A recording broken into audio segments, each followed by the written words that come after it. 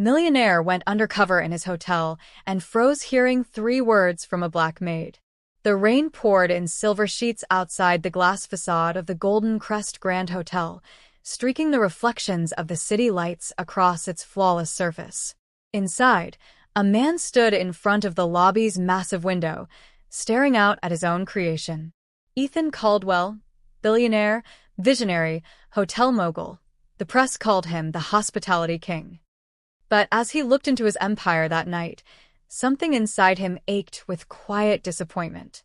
For months, the hotel's reputation had been sliding.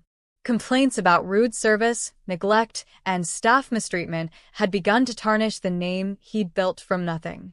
His managers blamed the economy, the guests, or lazy workers. But Ethan knew excuses when he heard them. He wanted truth, raw, unfiltered truth. And there was only one way to get it. He turned toward the private suite's bed, where a wrinkled janitor's uniform lay folded. The coarse fabric felt alien against his fingers, so unlike the silk shirts and tailored suits that defined his life. For years, his staff had smiled when he walked by, too afraid or too polite to speak their minds. But what did they say when he wasn't there?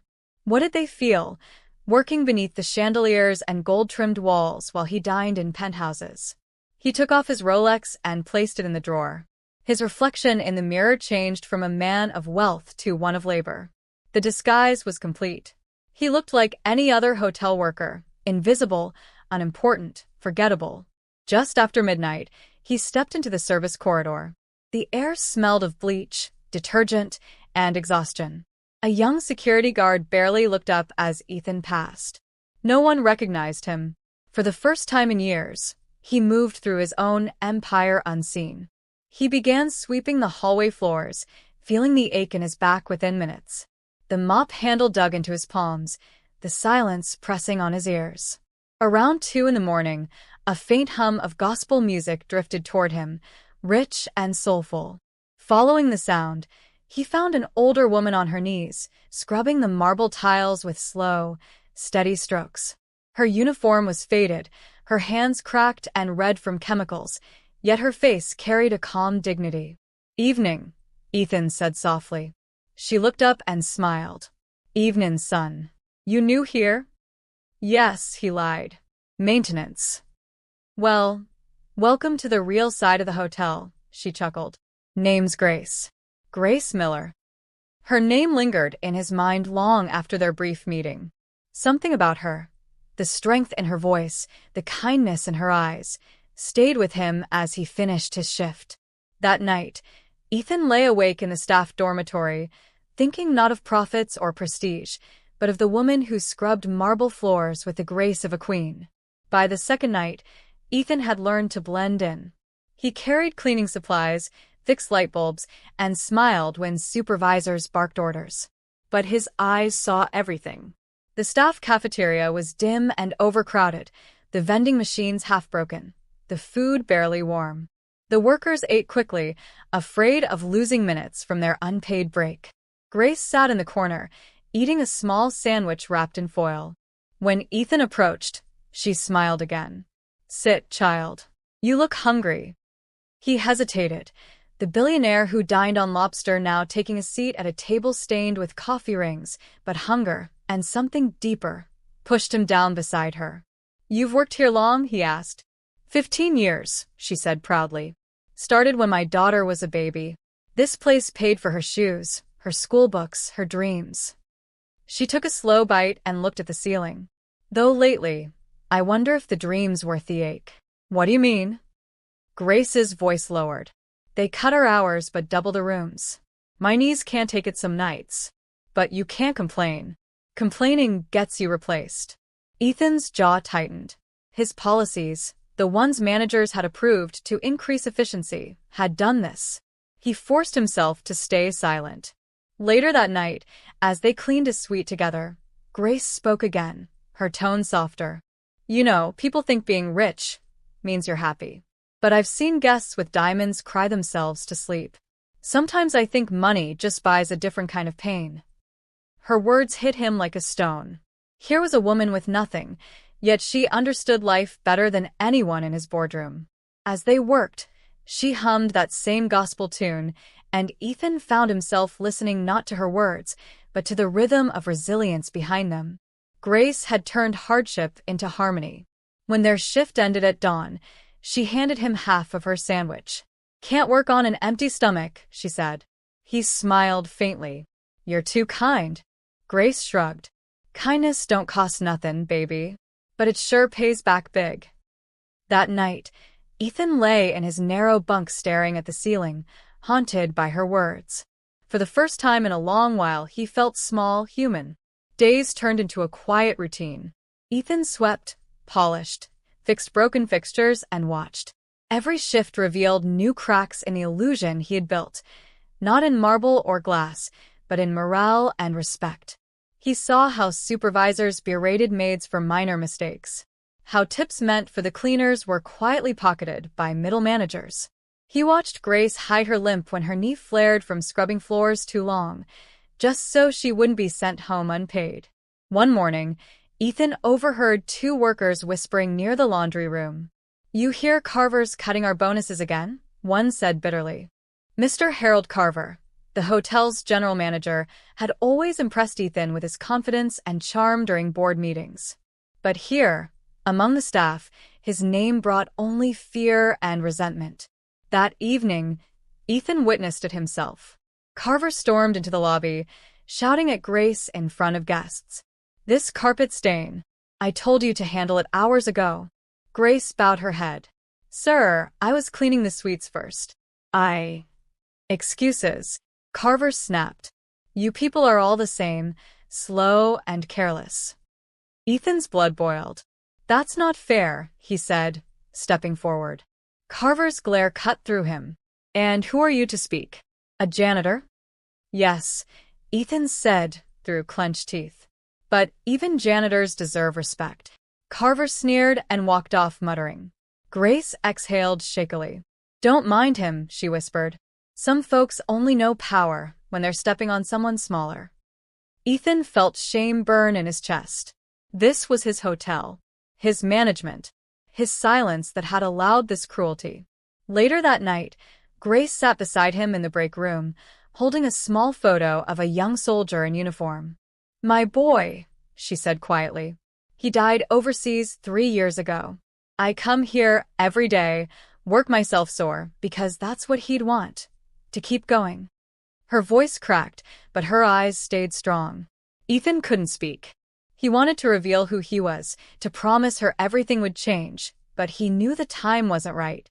He left that night carrying her pain like a weight, one he could no longer ignore. The next morning, as he looked at the gleaming hotel sign outside, Ethan realized the truth. Behind every inch of gold in his empire, there were unseen fingerprints, the hands of people like Grace. And he vowed silently that one day soon, those hands would be honored. The next morning, Ethan rose before dawn. The hotel was silent except for the low hum of the heating system and the occasional scrape of a broom in the distant corridors. He moved carefully, knowing that the night's observations were only the beginning. Today, he had to witness the heart of the operation, the management. By mid-morning, the lobby began to bustle.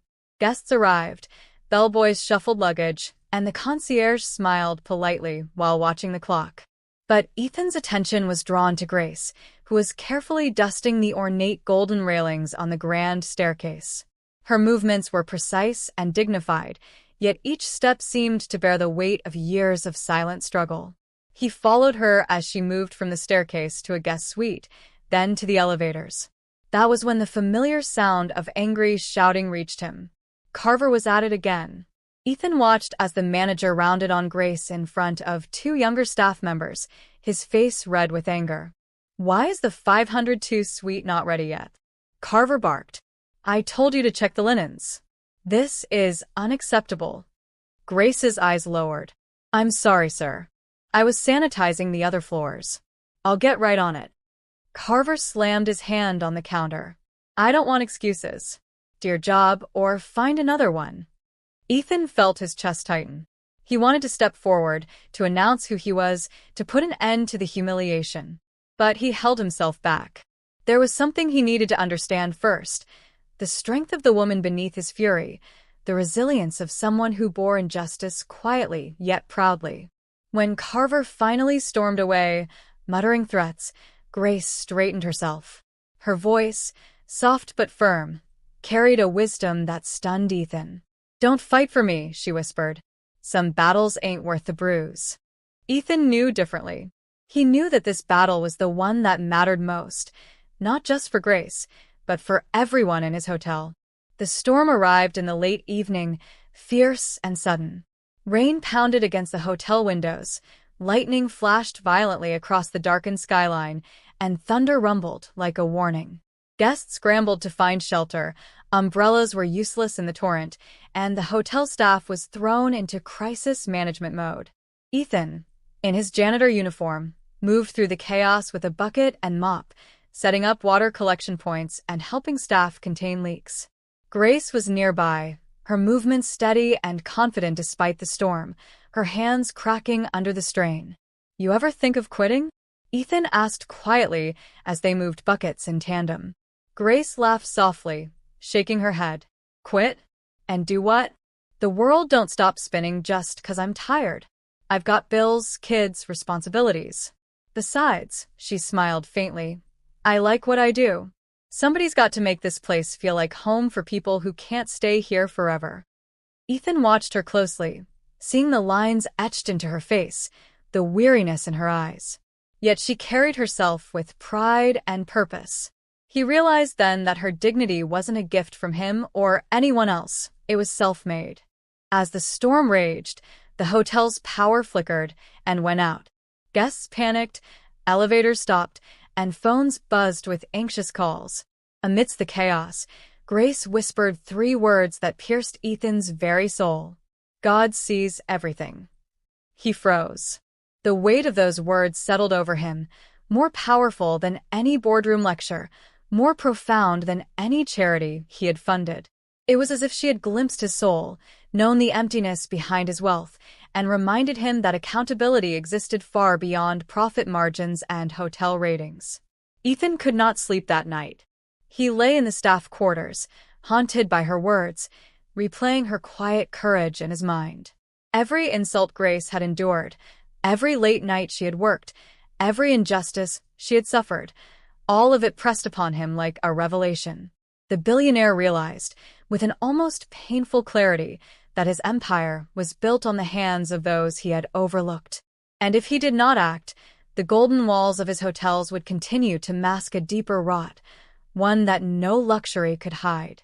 By the next week, Ethan had made a decision. The experience of walking in his employees' shoes had transformed his perspective entirely. He had seen injustice firsthand. He had witnessed the quiet strength of Grace and the exhaustion of every staff member who labored unseen. And he could no longer remain a passive observer. He called for an emergency staff meeting, insisting that all employees, from housekeepers to front desk clerks, attend. Curiosity and apprehension filled the air as murmurs spread. Who is this maintenance worker suddenly arranging a meeting at such short notice? Grace entered late, carrying her mop and bucket, a weary smile on her face. She had no idea the magnitude of the gathering. Ethan walked to the stage in his janitor uniform, his heart pounding. When he removed his cap, gasps erupted across the room. There he stood, the billionaire himself, the face that had graced magazine covers, now humble before them all. "I went undercover," Ethan began, his voice steady but filled with emotion. "I wanted to see the truth for myself. And what I found broke my heart." He looked directly at Grace. "People like you have held this hotel together while others took the credit. You have worked tirelessly, often unseen, unappreciated, and underpaid. That ends today." He fired Mr. Carver on the spot, citing mistreatment and neglect. Then he announced sweeping changes: fair pay, benefits for all employees, respect for personal time, and programs to ensure staff welfare. Grace's eyes welled with tears. She had never expected recognition of this magnitude. Ethan's voice softened as he addressed the entire staff. "You are not just employees. You are the foundation of this hotel. And I, for far too long, have failed to honor you. I promise That will never happen again." The room erupted in applause. For the first time, Ethan understood that wealth and influence were meaningless without responsibility, humility, and human compassion. And for the first time, he felt truly wealthy, not in dollars, but in connection and respect. A week after the staff meeting, the hotel staff noticed a remarkable change. The golden chandeliers seemed brighter, the carpets cleaner, and, more importantly, the mood of the employees lighter. Ethan, however, had a special plan for Grace. He summoned her to his office, which she entered cautiously, still holding the faint humility of someone unused to praise. Ethan stood behind his desk, this time in his usual suit. The billionaire he had been hiding moments ago fully returned. "Grace," he said gently, "you've shown me more strength and dignity than anyone else in this hotel. I want to give you a position that reflects that. You are now the head of housekeeping." Grace blinked, caught off guard. "Sir, I'm just a maid. I don't deserve." "You do," Ethan interrupted softly. "You've kept this hotel running while everyone else chased appearances. I want the world to see what I've seen, that the people who work tirelessly behind the scenes are the ones who hold everything together." Tears filled her eyes.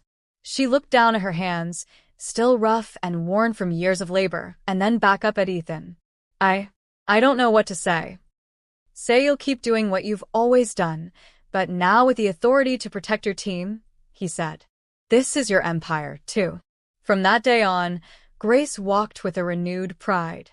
She ensured her staff were treated fairly, implemented programs for breaks and safety, and became the advocate for every worker who had ever felt invisible. The hotel thrived, not just in revenue, but in the happiness and loyalty of its employees. Ethan's personal transformation mirrored the changes in the hotel. He began spending more time with his staff, often helping in small, unnoticed ways. He discovered the human stories that built the walls of Golden Crest: children's birthdays celebrated quietly in rooms, exhausted workers sending money to family members, and guests whose lives had been quietly uplifted by the employees' kindness. One afternoon, Ethan decided to visit Grace at her modest home. She lived in a small apartment, furnished simply but with love evident in every corner. Family photos lined the walls, and a small bookshelf overflowed with books her children had read. Her daughter, now a healthy young woman, was preparing for college, a dream Ethan had secretly funded through a scholarship. Grace's son's photograph still hung on the wall. He had been lost to war, a quiet sorrow Ethan had come to respect deeply. "You did this," Grace whispered, tears streaming down her face. "I didn't do it," Ethan replied softly. "You did. You showed me the value of humility and care. I just made sure the world noticed it." Grace clasped his hand tightly. "Sometimes, God hides lessons in people we least expect." Ethan nodded. "And sometimes, it takes someone like you to remind us all of what really matters." Months passed and Golden Crest became more than a hotel. It became a model for fair treatment, integrity, and dignity. Employees worked with pride, guests noticed the warmth and efficiency, and the hotel's reputation soared not because of luxury, but because of the heart behind it. Grace continued to lead her team, her quiet strength inspiring loyalty and trust. The other staff members, once overlooked, now shared in decision-making, benefits, and recognition. There were still challenges, of course. Carver's replacements had to be trained, systems improved, and policies enforced, but the culture had shifted irrevocably. Ethan often watched from the sidelines, marveling at how much he had learned from a single woman who had spent 15 years quietly holding the hotel together. He realized the true wealth of his empire wasn't the gold or the awards, but the people who dedicated their lives to making it something remarkable. And he was committed to protecting them, not with grand gestures alone, but with consistent care, fairness, and respect. Years later, Grace retired from Golden Crest. On her last day, the hotel arranged a small ceremony to honor her contributions. Her portrait now hung in the staff lounge, a constant reminder of the woman whose resilience and wisdom had transformed the culture of the hotel forever. Ethan, standing beside her, reflected on the journey he had undertaken. He had gone undercover expecting to find faults, but instead, he had found a teacher, someone who reminded him that wealth meant little without compassion, that power was hollow without responsibility. "You once said, 'God sees everything,'" Ethan said softly. Grace smiled, tears glistening in her eyes. "And now so do you," she replied. Sunlight poured through the glass ceiling above the grand lobby, bathing the room in golden warmth. The staff, guests, and even former managers stood silently, witnessing the legacy of a woman who had shown that dignity, perseverance, and kindness could change the world. Ethan watched Grace leave one last time, her figure strong and proud. He knew that Golden Crest would never be the same, and that it would never be a hotel without heart again. The billionaire had sought to observe flaws, but what he discovered was far more profound: the power of respect, the courage of the overlooked, and the quiet heroism of Grace Miller. And in that moment, Ethan finally understood the true meaning of wealth.